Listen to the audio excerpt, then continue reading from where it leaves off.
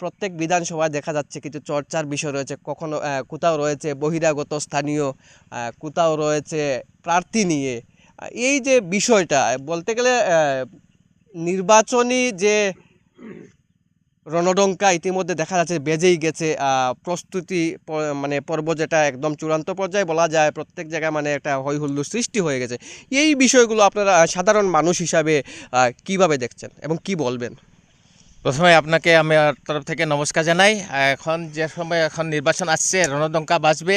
রণডঙ্কা বাজলে এবার আমাদের কংগ্রেসেরই রণডঙ্কা বাজবে।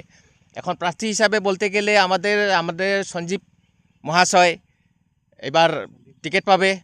ওনাকে আমরা সন্দীপ দাসকে আমরা যেভাবে হোক আমরা একদম বিলকুল মনপ্রাণ দিয়ে আমরা সবাই আমরা গ্রামবাসী সন্দীপ দাস চর্চা চলছে, আর সঞ্জীব দাসকে আমরা জিতাবো বলে আমরা একদম বিলকুল মন প্রাণ দিয়ে আমরা ভাবেছি।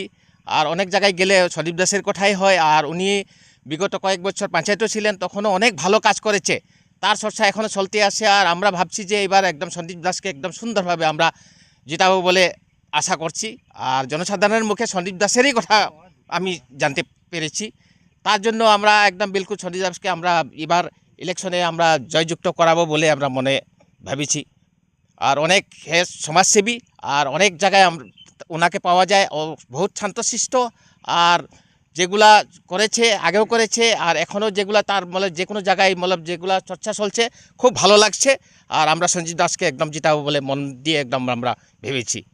ধন্যবাদ। আমরা যারা আরও রয়েছেন এখানে সাধারণ জনতা, ওনাদের কি মতামত রয়েছে আমরা জানতে চাইব।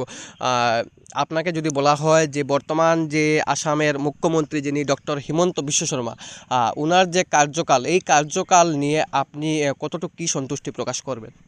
আমি এই বিষয়ে মুখ্যমন্ত্রীর বিষয়ে আমি বেশ করে জানি। যে রাজনীতিক যেটা করছে আমাদের জাতিগত হিসাবে, এটা আমাদের দুর্ভাগ্য।